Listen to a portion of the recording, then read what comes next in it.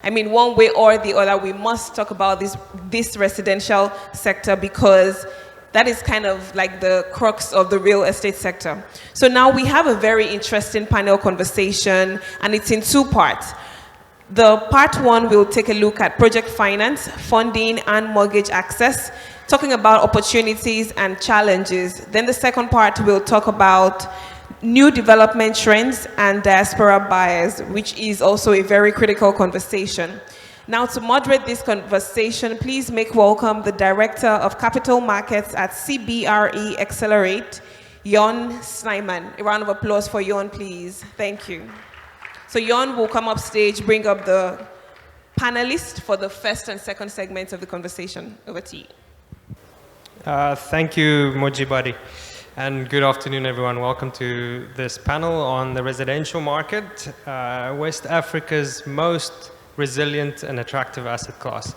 To get us going, I'd like to invite Michael Obiaju, Head of Legal at PENEC, as well as Kehinde Ogundimu, CEO of Nigeria Mortgage Refinancing Company, and Charles Onyenze, partner at Knight Frank. If you guys would please make your way up. So, in doing a little bit of research on the residential market in the region, I consulted the internet, and the first two responses I got was from The Guardian out of the UK that said, in September of this year, that the residential market is on the verge of recession. And the same source in October said that the market is really heating up. So I actually wanted to point to Charles. Charles, would you give us a little bit of background on the residential market in the region and give us a bit of sense, specifically in the various segments of the market or even in the sub-geographies, to give us a bit of a sense of how the market is doing and where we are. Thank you very much. Thank you, gentlemen and ladies. It's nice to be here. Well, the residential sector is, I would say that it's not doing so badly because if you want to take it from the perspective of physics would tell you that heat loss is heat gain, right? From the last conversation we had, the panel was talking about the commercial sector that is not so good. There's a bit of gloom in the sector, and that's the position, right? And you find that the movement out of commercial sector, right, is tending towards the residential sector.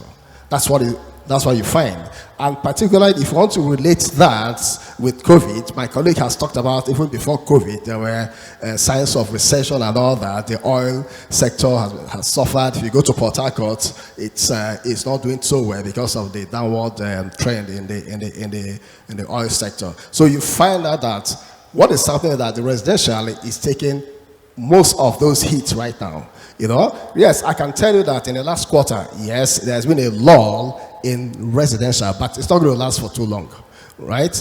I can equally tell you for free, practically, I have residential properties that are completely occupied, 100% occupied, and we are still having a lot of pressure from prospects who want residential accommodation, as opposed to my commercial spaces where I have vacancies, right? So that's the kind of picture you find if you look at the Victoria Island axis, the Lekki axis, right? You still find a lot of residential properties that are up there for takes, and a lot of occupants are seeking to take those spaces. You know, so really, I would say that the picture of residential space is not that gloomy. It's looking up, I would say. That's my opening statement. Thank you. Excellent, thank you. Kehinde, I want to turn to you. Across the 8 nations in the West African Economic and Monetary Union, there's demand for 800,000 new housing units every year. That's in a jurisdiction with about 100 million people. In this jurisdiction, only 15,000 new mortgages are issued every year, illustrating that the mortgage market is still very immature and underdeveloped. What is the situation in Nigeria? And can you give us a little bit of insight and background into the mortgage market locally? Thank you.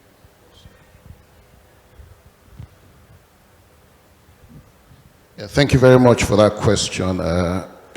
You're talking about the West African Monetary Union, which is a market that we know very well because they have like a sister organization there called CRRH. The situation there is not different from what we have in Nigeria in terms of mortgages because of so many reasons. The principal one, which is just the transfer of ownership. It's a major challenge, you know, getting the right documentation, the cost of it. So the timing and the cost of that is a major challenge, you know. And that affects the velocity of the transmission mechanism. So banks are reluctant to go into such transactions because they sometimes view them as unsecured, you know, because you don't have a title to those documents. So it's almost the same in Nigeria. In Nigeria, we reckon that about 5% of the real estate transaction actually results in mortgages. The remaining 95% are done through other means of acquiring houses, some of which includes the buyers assuming some risks, you understand, because they're just acting in faith that, okay, if we make these payments to this developer, he will deliver on me. So you're taking a risk and things like that. So because of that assumption of risk, it looks cheaper to them. But if something were to go south, then it becomes really very expensive.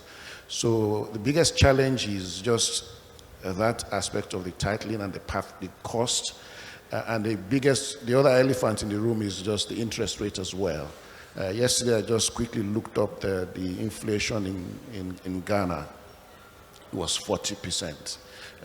Nigeria, they released their figures, I think yesterday or the day before, it was 21%. I know this has a knock-on effect on the cost of funding because you have to price off of that so that at least the investors can make some positive return. And people, because we don't have the right education and people are not very knowledgeable in finance, and to be honest, anything above 10% makes mortgages appear to be unattractive, except you are very savvy and then you're able to see that, okay, there's a way you can make something out of this. I'll give you a typical example. Most people save, you know, and the way capitalism is designed is to punish savers. The whole capitalism in America, in Nigeria, everywhere, savers are punished, investors are rewarded. So you have to be able to have that mind shift of not being a saver but an investor. Because if you are saving, you're just putting money somewhere, maybe in a bank or under your bed and things like that. You are not really helping the economy, and capitalism punishes you for that. But if you're an investor, you are creating jobs, you are creating something that is happening, and then you get rewarded for that. So a typical example, even in the US now, inflation is about 7% or 7.7, the latest. And that means if you have $100, in about 7 years, it turns to half of its value. In Ghana at 40%, that means the money you have in 2 years' time becomes half of its value. In Nigeria, with our inflation of at 20-something%, you know, it just halves. So that means you don't necessarily have to keep your money. You need to put it somewhere. And the best way to invest is to use other people's money, because then you are just, it's complete leverage. But you are leveraging on an asset, which is real estate in this instance. So I think we just need to tell people more about, yes, interest rate looks high, which is a major hindrance because people do not understand the market very well.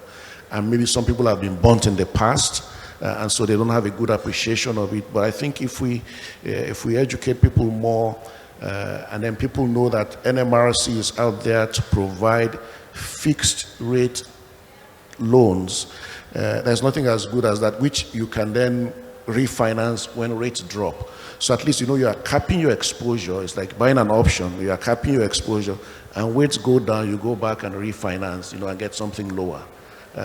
So I think the biggest challenges across the West African Monetary Union, including Nigeria and even other parts of Africa, is just the title, the time, and the cost, and then the cost of the borrowing itself, which people struggle with. Excellent, thank you, Kende. Yeah, and you pointed out the inflation rates in Nigeria and Ghana, and of course, in the West African Economic and Monetary Union, inflation's been much, much lower, around 8%. And I know in Senegal, for instance, it's even lower, under 4%. And it's projected to stay under 5%. So really benefiting from the pegging to the euro, their shared currency. Michael, I want to turn to you. The housing backlog in the region is often talked about and is quoted to be around 20 million in Nigeria alone. So there's obviously a problem with delivering housing units at a price that makes sense. What are some of the barriers to new development, and what can be done to alleviate this? Thank you very much for the opportunity. Good afternoon, gentlemen and ladies. 20 million, that by my research, that should be like in 2019. A lot more has happened since then. This is 2022. We should be talking about 22 million in housing deficit. As at 1991, it was 7 million housing deficit. As at 2004, it was it graduated to 12 million. Yeah, 2010, it was about 14 million, and then numbers keeps rising. Fine, compared to our African brothers like Ghana, their housing deficit is about 2.5, Ethiopia 1.2, South Africa 2.5 as well. And you wonder why the case is different for Nigeria. It's not far-fetched. Nigeria is overpopulated, I would say that. The population numbers keep growing. Currently, we're about over 200 million, and research shows that this population keeps increasing by 3.5% annually. And then the poverty level is increasing. The indices don't lie. We're about one of those, and the numbers are not funny anyway, poverty-wise. And then there's this urban migration. Everybody wants to move to certain urban areas like Lagos, Abuja, Port Harcourt, and just a few other places, deserting the rural areas. So by this urban migration and expansion, there's pressure on property. In Nigeria, stats show that people on tenancy, as people who rented apartments, use about 60% of their income to pay for their annual rent, whereas the projection from United Nations should be about 20 to 30% of your income to pay for your house rent. So it now begs the question, how then do we bridge the gap? So stats also show that currently, on the average, annually, about 100 to 200,000 housing units are being delivered annually in Nigeria. Whereas, looking at what it should take to bridge that gap, we should be talking about churning out a total of 1 million housing units per annum. As how do we do this? Well, research has also shown that about 59.5 trillion naira needs to be chunked into the system to bridge this gap of about 1 million units per annum. Now you look at the budgets of Nigeria and what's naturally allocated for housing units. I mean, the difference is clear. But is it doable? Is it possible? Sure, it's possible. It all boils down to the government, their policies, and the implementation of these policies. Thank you. Thank you, Michael. Yeah, it's very interesting. I'm from South Africa, and there we have a sizable housing deficit as well. Not quite the same as Nigeria, but it's often been a debated point of what should government do to actually provide housing or to alleviate this deficit. But of course, providing housing is an immensely costly exercise for governments across the region that are already quite stretched in terms of their own resources. But certainly there's some things that government can do to create an environment in which the private sector can flourish and then build more houses. Is there examples that you can come up with, Michael, that point to what government can do to actually help in this situation? Well, yes. Well, governments are known for creating policies, and we are fine with creating policies over here, but the challenge has always been the implementation of these policies. So there's something currently happening in Morocco and Ethiopia, where the governments, I know Nigeria is trying their best with the PPP, the public and private partnership, but in Morocco and in Ethiopia, the policy formation is highly integrated, involving not just the federal government, the state governments as well, and the grassroots governments. Should these parties come to, the policy formation shouldn't just be the work of the federal government. The government has to come down and involve the locals in policy creation, and not just creation, but implementation. And the government could then go as well as creating policies that are friendly for investors to actually come around. If you look at what's going on in Nigeria, security is quite a challenge. That can be a fright to an investor who wants to invest in real estate. There are a lot of bottlenecks in the system. Ideally, for you to go into construction currently in Lagos, you have to first get your paperwork intact, the governor's consent and all of that. Look at what it takes, cost and time-wise, to have the governor's consent out before you're not going to. A lot of bottlenecks, no incentives for developers. Developers are pretty much just on their own. And the environment is not really enabling. So the government at the apex have pretty much just one job, not just to create these policies, but actually implement them. So there's something happening in our neighboring Tanzania and far Sweden, whereby there are policies stating that you need the materials used to construct these properties must be homemade, home-based, as opposed to going out of the country to import certain materials to develop and construct your houses. If the government could adopt, and it's working for these two climes, Tanzania and Sweden, if the governments in other African countries as well as Nigeria can set up these policies and say, hey, look inward, get the materials, it's going a long way to help. And then once again, the policies. It doesn't beat that, the policies. Yeah. Excellent, thanks, Michael. Kehinde, I actually want to get your opinion on this as well, in part because of your experience in other parts of West Africa, where Tayo, for instance, made a good point earlier where he presented a comparison between the countries, and Senegal, as an example, ranked very highly when it came to policy stability, regulatory environment. I know they've been on a very big push to ensure that in urban environments especially, that there's good access to title and that the processes for transferring property gets much more streamlined. So in your opinion, sort of the same question, what is it that government can do locally and in the region to create an environment that allows private sector development and the mortgage market as well to flourish? So I'll just pile on to what he has said.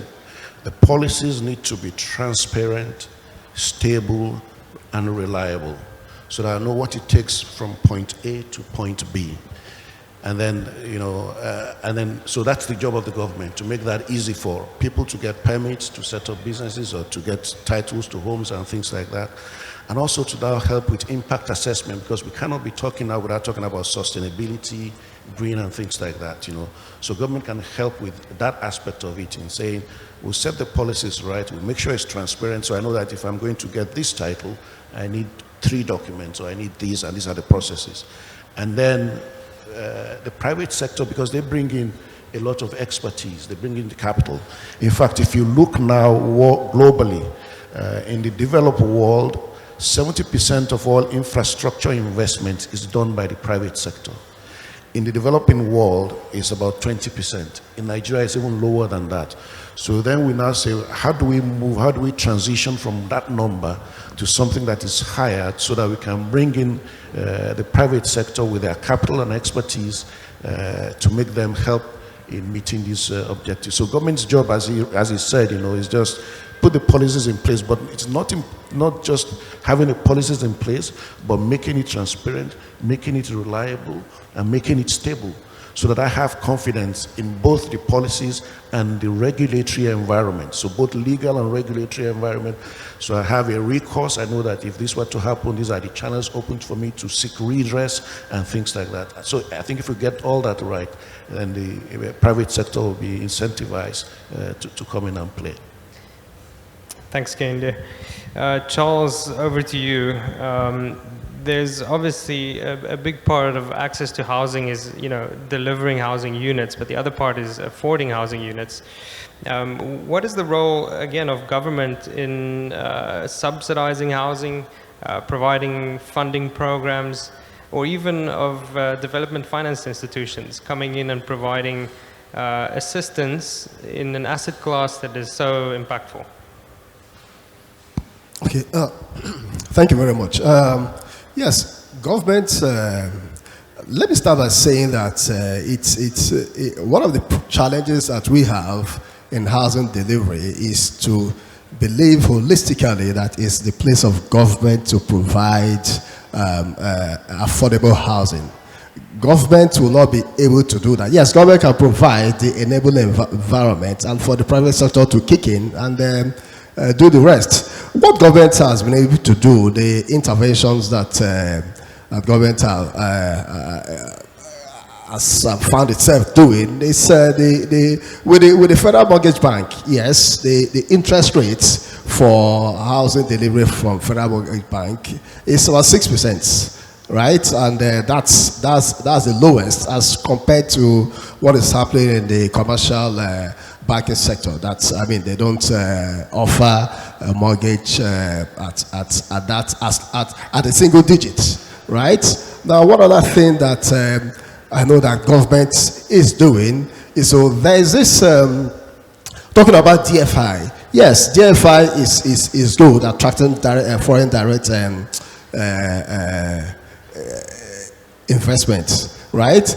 But we can look at diaspora funding. Diaspora funding has been seen to be in the neighborhood of about 20 billion US dollars. And you find that, yes, you find that other diaspora DFI is about 4.something billion US dollars. So diaspora funding is more than 4 times what other DFIs bring it into Nigeria. So what government is beginning to do is to use the diaspora funding scheme that they are tinkering with right now to see how they can bring in such funds to get into development and support housing delivery in Nigeria. And that's a humongous funds that will be available if that can be actually done properly, and they throw everything into housing delivery. It will really help to boost the housing deficit in Nigeria. Yes, I agree that the deficit is about over 21% right now. And you find that if you look at the mortgage finance to GDP in Nigeria, it's 0.5, right? Now, if you look at that for Ghana, is 2%. Nigeria is 0.5. In Botswana, it's 2%, right? And you find out that in South Africa, it's 31% mortgage finance to GDP. So what you are saying is that there is so much to be done by government of Nigeria, a population of over 200 million people. The mortgage finance to GDP is 0.5%, right? So you find that there's so much to do, and that's why government is beginning to look at how do we do this. Let's attract the monies from the diaspora, get that money. As at 2021, diaspora remittances into Nigeria is over 220 billion US dollars as at 2021 per annum. So what will happen next year, right? In the previous years, it was even higher, if not for COVID. In 2020, it was 17 billion US dollars. So you find that that's a very veritable avenue for government to tap into and to really inject such monies into the housing delivery in the country. Thank you. Thank you, Charles. So actually, just as a follow-up to that, and I'll have to close on this last question. In addition to diaspora funding, what are some of the other funding mechanisms that is showing potential? You know, things like microfinance, crowdfunding, fractional ownership, rent-to-own programs. And I'll ask this question to the panel. So any of you that have an opinion on this, what are some of those programs that are showing some potential? Yeah, I think housing microfinance is showing potential because it's shorter, so the risk is the cost is still as high. So in Nigeria, you don't get it at 6% or anything. It should still be like 20%. But at least there's that incremental financing that you get. It's safer for the financiers and also the people who see that incremental thing going on. People are also talking about crowdfunding and all of that. We haven't seen a big impact. It's still a concept that is about to take off, you know. But I don't know if what you will get there will be long-term enough to be able to finance mortgages. Those things can do consumer lending and all of that. But from crowdfunding, you must have people who will be patient with time, you know, because it has to be like 15 years and things like that. So, and then fractional ownership is something that's also taking off, you know. But all of these are taking off, but not on. We still have that fundamental thing about the title itself. So you cannot be building castles, you know, when the foundation is faulty. So yes, there are concepts that are beginning. We have a few organizations that are doing fractional ownership, which is good. They're democratizing home ownership, which is fine, and people get into the process through that. But we still need to solve the fundamental problems. Thank you. Thank you very much, Kehinde. And I was notified that we should wrap up, so I'm going to stop it there and thank the panel very much. Can we please give them a round of applause for their contributions?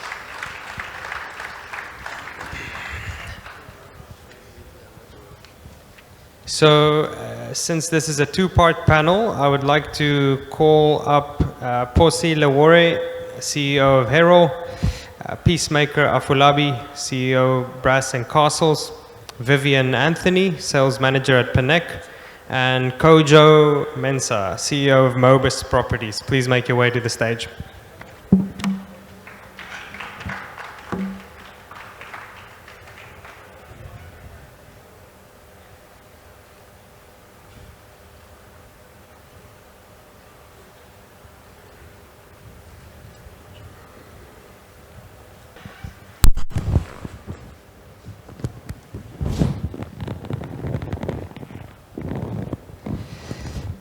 So thank you very much for Posi, Peacemaker, Vivian, and Kojo for joining me. I would ask the first question to Peacemaker, and it continues on a similar thread.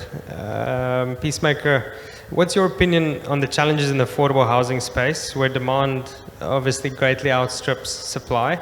In your experience, what is the biggest challenge in delivering affordable housing in the region, and how is it that Brass and Castles are finding success in this challenging time? Okay, first of all, let me say thank you for having me. Brass and Castles is so privileged and so thrilled to be part of this conference this year. You're absolutely correct when we talk about the demand outweighs the supply. And it's the challenge that we faced as a nation in West Africa, even in Africa at large. For example, statistics says Nigeria has housing deficit of over 28 million at the moment. And that is something that we'll still need to battle for a while. But to your question, which is the challenges that we are having, number one for me, as someone who has played in the real estate sector for over a decade, is affordable housing, affordable land in the urban area. That's number one challenges that we have, because everybody wants to live in the city. Nobody wants to live in the rural areas or in the developing areas. So affordability, affordable land in the urban area is the number one challenges that we are facing. Number two challenges or challenge that we are facing is access to finance. It's major for the sector. And then number three is access to mortgage. Mortgage is something that it's a tall order right now in Nigeria. And I'm also sure it's the same in other sector. But for us, how have we been able to mitigate this? When we're coming into the sector, the strategy we took on was to go into joint venture partnerships with landowners in urban areas. That helped us not to come into the sector with so much requirement for financing. I mean, all we needed to do was sign a joint venture partnership, bring the little finance that was available, and then you start building. And that has helped us in a great way. I mean, we had a short-term goal of delivering 100-unit apartments in 24 months. As I'm talking to you right now, we've delivered 24 units.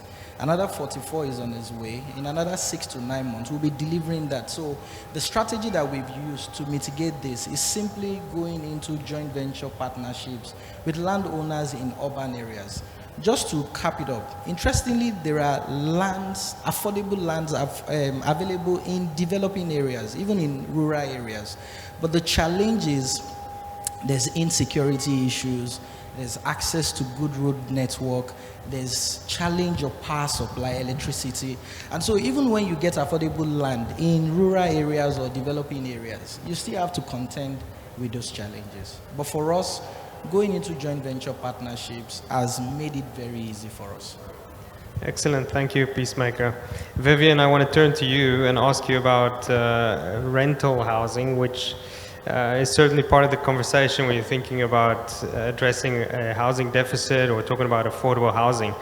I want to provide an interesting statistic as an intro to this. 70% of the population of Nigeria is under 30 years old. That means it's 147 million people. Now, if you look to Europe, all of Europe, it's a population of about 800 million people. They only have 140 million people under the age of 30. So in one country, Nigeria, we have more people under the age of 30 than in all of Europe. Now, the reason I bring this up is because, what is typical in most developed markets is that people under 30 rent their homes as opposed to own. Again, if you point to examples in Germany, 80% of people under the age of 30 rent their houses. In Canada, 70%. So my question to you, what is the rental market like locally and in the region? And what are some of the challenges in developing this and in getting consumers comfortable with the idea that rental tenureship is a viable alternative to owning? Good evening, everyone. It's a privilege to be on this panel. So first of all, I would like to discuss a few benefits of rental housing. The role of rental housing, as we know it to be, to mention a few, would be source of income, capital growth, reliable asset development, and so on, as the case might be. But with the challenge of this tenure type, from a consumer's perspective, is the growing concern with housing deficits and the problem of durable and affordable housing. So how we're able as PENEC to fill this gap is by providing durable and affordable homes. Because as he rightly mentioned on the topic, for millennials, these factors are the major constraint for them with rental housing. Getting affordable homes, say a 1-bedroom, a 2-bedroom, and if you're not able to do this, here there are a lot of factors which could hinder this to come to light. But with the progress, like my panelists would say, from Brands and Castle is joint venture. So we strive to do that and try to deliver great results from doing this. From the construction and the finance part of it, as we all know in Nigeria, short-term funds is what is made available. But for the developers, we tend to thrive on long-term funds. So how we're able to fill this gap, I believe most developers would say this, is by installment payments and mortgages. So I'll leave that now. Thank you. Thank you, Vivian. Kojo, I want to turn to you. Your company is active in Ghana and Nigeria. I wanted to get your opinion on how these markets differ and what the features are that stand out that might be particularly challenging, or features that might offer you particular success between those two markets. Thank you, Jan. I think, first of all, if you look at Ghana and Nigeria, where we have a presence in, the issues are local, right? And the extent depends on how emotive the local area or local country is to those items. For instance, if you look at land tenure system, which is quite a sensitive issue in any jurisdiction in the world, right? How land tenure system in Ghana is structured is different from how it's structured in Nigeria. So that does not necessarily mean that one is easier than the other. It's just that the peculiarities are different. So you have to approach that from the various options available to you, whether through JV, outright purchase, or some other instruments available. Also, the bureaucracies through the governmental agencies to get approvals and building permits also exist in the different jurisdictions. The extent might be different, but they certainly exist. However, from our experience at Mobus, where we are developing heavily in Abuja and Accra, I think the similarities actually outweigh the differences, which is where we can look at how we can harmonize those similarities. Because if you look at Ghana and Nigeria, we are pretty much very, very similar in our consumption patterns, in our language, in everything that we do. We have very striking similarities. Now, if you look at it, look at the financial sector. In Ghana, there are more local Nigerian banks in Ghana than there are local Ghanaian banks. So that should tell you that there's a certain trend that is very common amongst us. So looking at how you can harmonize some of these issues is, how is it that you cannot transact in property in Nigeria directly from Ghana or vice versa? How is it that you cannot transfer funds in Accra to Nigeria to purchase an investment asset or something like that? And I think it's more so a private sector play, because you have Zenith Bank in Ghana, you have UBA Bank in Ghana, you have all these big Nigerian banks in Ghana, yet they are unable to create a common platform for real estate companies to transact on. So I think that's really where the conversation should start, and then we can move on to the subsequent issues. Thank you very much. Posi, over to you.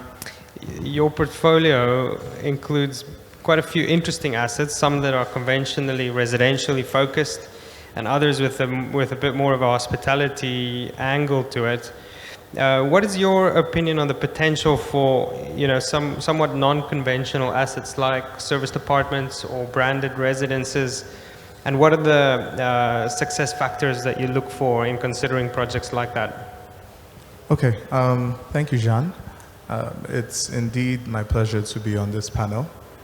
So to speak directly to your question, for us is more from an economic perspective. It's really about the economics, right?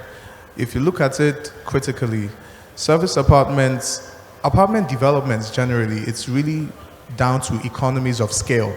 Because when you build multiple units, when you're able to harness the land, right, and build multiple units within regulation, please, let's note, within regulation, then you're able to actually drive the value of that development itself. And what you can do ultimately with that is, even in terms of providing affordable housing to the end users and investors, what you start to realize is, by virtue of economies of scale, A building, a property which you would have put, say, 4 units of townhouses on, you're able to incorporate as many as 20, 24, 30 units, right? And what that does is the immediate cost of the land is ultimately transferred to the investors and is spread across multiple players. Even the cost of maintaining, operating the facility from a development standpoint starts to drop, right? And to sort of take cues from your question to Vivian as well, from a demand perspective, in our environment right now, in our country, Nigeria especially, the larger population, the dominant population is actually below 30. And when you look at the current living conditions for people within that age bracket, they truly do not need more than a service apartment. And if you're able to create a sustainable brand, right, like you said, if you create a sustainable brand or you create a branded apartment development, which you would mostly find a lot of in cities like Nairobi or in Dubai or in Rwanda, you'd realize that you can drive extreme value with that. You can drive extreme value with that, you know? So for us as an organization, we've tried to create similar developments, one of which is, which I'm sure is the one you or other co-panelists must have heard of, is called Boardroom Apartments. And what we tried to do with that development is, post-COVID, we realized that end-to-end living, 360-degree lifestyle now became the in thing. People wanted to be able to live, work, and relax within the same facility.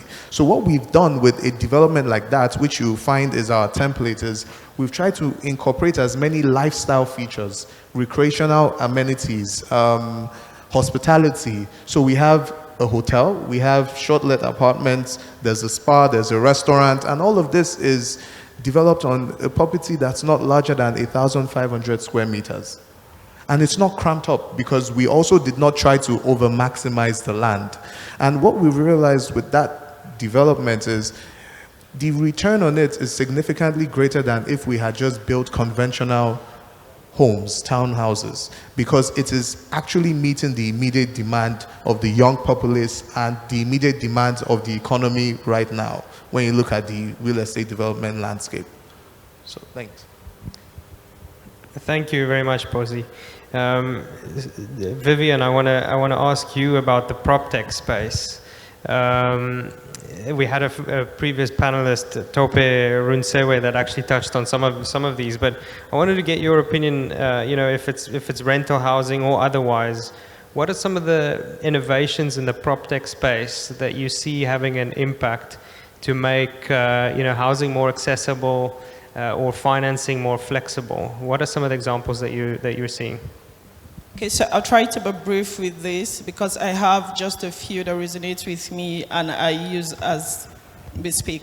That would be real estate CRM software, blockchain, virtual reality. That's the most on the top of the list for me.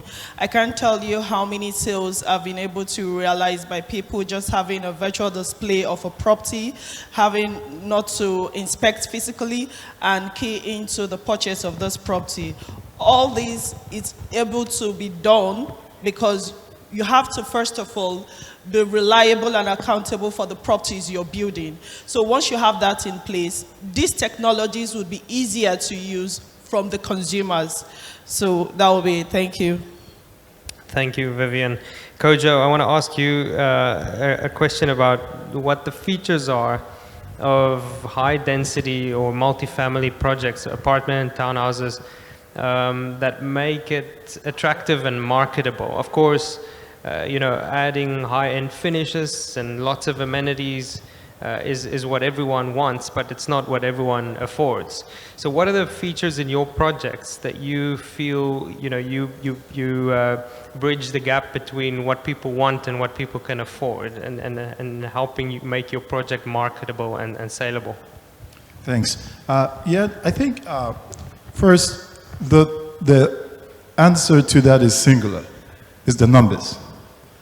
From a developer's point of view, I'm sure most developers do that, is work back from your profitability margin that your shareholders or your directors are comfortable with, your cost of funding, and then your cost of land. The the rest is what is really available for construction or development.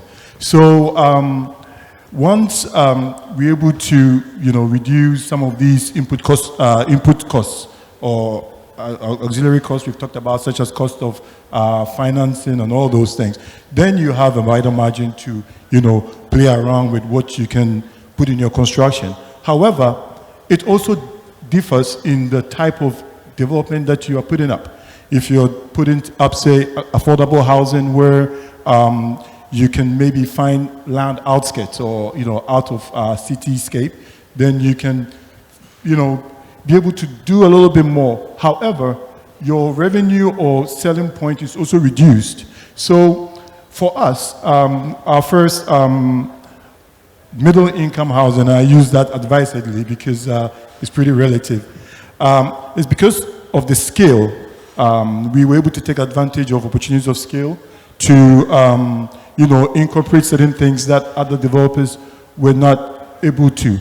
And prior to doing that kind of project, we had built a culture of building high-end projects and, developed the technical skills. So we were able to bring that to that class of housing to be able to, deliver those kind of projects. However, one must point out that if the numbers don't stack up or the numbers don't work, it doesn't matter what you design, you might not be able to construct it. Thank you. Peacemaker. So in part one of the panel, we spoke a little bit about the role of government in creating a regulatory environment that's stable enough so that the private sector can operate. A lot of that conversation was around financing and the transfer of properties. But from a developer's perspective, what is your experience like in working with government in getting, approvals on building plans or having service connections done or infrastructure development that usually falls within the remit of government? What is there room for efficiencies in how you operate with them? For us at Brass and Castle, there's a focus. Our focus is always on ultimately the sustainability and the growth of the real estate industry cannot function without private and public partnerships. So we came into the sector with that mindset, and that makes it very easy for us. I mean, for you to do any construction, you must go to every agency that is involved, from safety to environmental agencies to building approval agencies. But we don't just look at it on the agency level, we look at it on the government level. And so what we do is, as much as we are developing buildings, we also factor environmental development into whatever we do. I mean, we've done a lot of partnership. As a matter of fact, for every development that we've done, we've contributed to road construction, drainage construction, electricity connection, from poles to cabling. We've done that connection. I mean, we've done that partnership with government. In return, it makes it very easy for us to relate with government agencies, from safety to environmental to building approvals. And then, just like what Kojo just said, you must also follow the requirement. So if, for example, the government says, on this particular plot of land, you must not do more than 3 floors. You have to follow the regulation. And the only way you are going to have issues with the government is if you are not following what the government has already outlined. So what we do is we follow the process and we pay for everything that we are supposed to pay for. But ultimately, we look at it from a partnership level. As a result, I mean, you won't have any issues with government. And the truth of the matter is, there's so much the government can do. There's so much the government can do, but it will still stop at a particular point. It becomes our responsibility as a developer to even do more.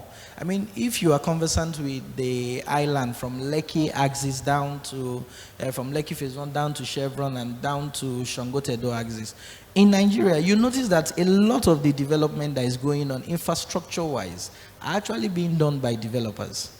It's of recent that we are having the government to come in and do some of those developments. And so when you come in from the angle of public-private partnership with the government, I don't see you having any issues with approvers, building approvers, or even having any problem with building agencies. And the truth of the matter is, it will definitely grow. But ultimately, my advice would be the agencies can change their format to be more digitalized. I mean, if you want to get building approvals, just send your drawings online, and then they can come back to you with corrections, and you can get your approvals. If you have to pay for anything that you have to pay via the agency, you don't have to go to their offices. It can be digitalized, and it makes construction very easy for everybody to do. Thank you. Thanks, Peacemaker. Posi, so obviously in an inflationary environment, I imagine that construction costs have increased a lot. I've heard several numbers, 20%, 30% increases from pre-COVID to where we are now. How do you manage the increase in cost and keep delivering projects? I don't imagine you can pass all that cost on to your consumer. So what is your experience and how do you manage that, the effect on your margins? Okay, that's a brilliant question, actually. Because that's the reality that we find ourselves in as real estate developers and practitioners. I would speak to your question in two forms or in two phases. I'll speak from an execution standpoint and I'll speak from an investment and strategy standpoint. Execution-wise, one of the first things we did, it was almost like we had a crystal ball. About 18 months ago, when we were going to start one of our major projects that was going to require a huge capital investment, one of the decisions we took as management and as a board at the time was to go into the market to raise debt finance at a reasonable interest rate, right? I use reasonable because that's relative, but I use reasonable carefully. At the time, we raised that fund, and the first thing I did with it, this was 18 months ago, was to go into the market and acquire literally all my finished items. We hadn't laid one brick on site. We paid for our kitchens, we paid for our lifts, we paid for our tiles, we paid for so many finishes. And it was almost as if my CFO at the time, brilliant guy, as if he anticipated that something was going to go wrong, because he literally just said, we need to buy as many things as possible. First of all, I've realized that from that one experience, it has resulted in a change in how we look at projects internally as an organization. That same model we've carried into multiple projects, and for my other developer colleagues and friends, is something I think really needs to be considered, because you can't really control these things. It's an economic factor that we literally do not have any control over. And it's something that is a reality that would continuously happen. The recession happened over a decade ago. It happened more than 30, 40 years ago. You know, it would continuously happen. So your ability to sort of manage that is critical. So that's the first step we took. The second step from our business model, we've built ourselves as an ecosystem. And it's very deliberate, because we don't see ourselves as an organization that can function in isolation of different strategic partners. There are different companies participating in this summit today that we have different strategic partnerships with. Some we've even invested in, such as Split, right? And it's because end to end, we've tried to identify what are those businesses that are fundamental to real estate development from an execution standpoint and from an operation standpoint. And we've tried to take strategic positioning in most of those companies, either as partners or as investors. And what that does ultimately for an organization such as ours is we're able to get better bargains on a lot of things. We're able to lock in rates even before the projects start. We're able to get significant discounts from some of our partners because we have a long-standing relationship with them. And that same discount, like you rightfully mentioned, we can't necessarily transfer the increased cost to our off-takers or our investors, but we can transfer those discounts to them when situations like the inflation come to play, right, or come to bear.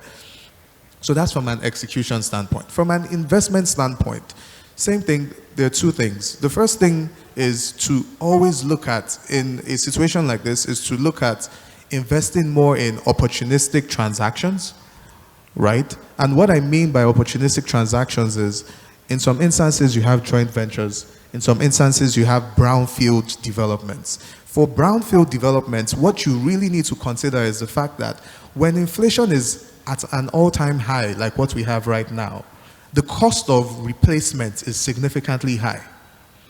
And if you are able to acquire a building regardless of its current state, albeit dilapidated, the amount of money or capital you need to invest or inject to bring that project to life is significantly different from if you were going to start building from scratch.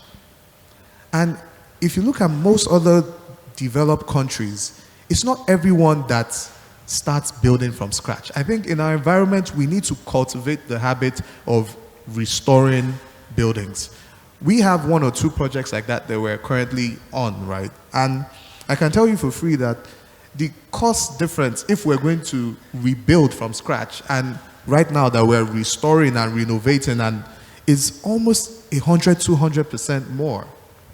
So we need to sort of think about our investment strategy from a different perspective, you know? And I think lastly, the thing I would mention as well is leverage isn't bad. Too much leverage is bad. The challenge a lot of developers have in our space is our exposure sometimes far outweighs the amount of properties we're even able to deliver. So we start so many projects, the portfolio looks robust, but then your leverage, when you look at your debt profile or your debt ratio, is all over the place. If you look for different finance houses, banks, financial institutions, there are a number of them that are still willing to support real estate. I mean, the CEO of NMRC was here a few minutes ago, and he said the same thing. If you are able to collaborate appropriately, and you're able to go into these strategic partnerships, you'd realize that there's no one that doesn't want the real estate industry to grow. Because guess what? We all need houses, we all need homes. Residential developments in comparison to commercial developments will always be in demand, because regardless of what inflation, the economy, recession that we may be in as a nation, housing would always be a fundamental human need that people would always channel their money to. So that's the simple strategy for us from an execution standpoint and from an investment standpoint. Thank you. Thanks, Posi. That's very insightful. Thank you. I'm going to close. I see we're a little bit pressed for time, but Vivian, last question to you. We are in a very turbulent global economic climate with geopolitical tension and inflation, and we're also in Nigeria entering an election year. So this is a difficult question, a crystal ball, but what is your outlook for the residential market into and throughout 2023? Okay, so I'll just leave it at what I believe. Like you said, it's quite a difficult question. So I personally believe political climate is a major determinant of how the economy plays out. So basically, and of course, real estate thrives on the back of macroeconomics fundamentals. So from my point of view, for the outlook for 2023 would be for real estate companies to be open to caution optimism and be prepared for changes that will develop in the market. That's what I have to say. Thank you. Thank you. Thank you, Vivian, and thank you very much to all the panelists today. Can we please give them a warm round of applause?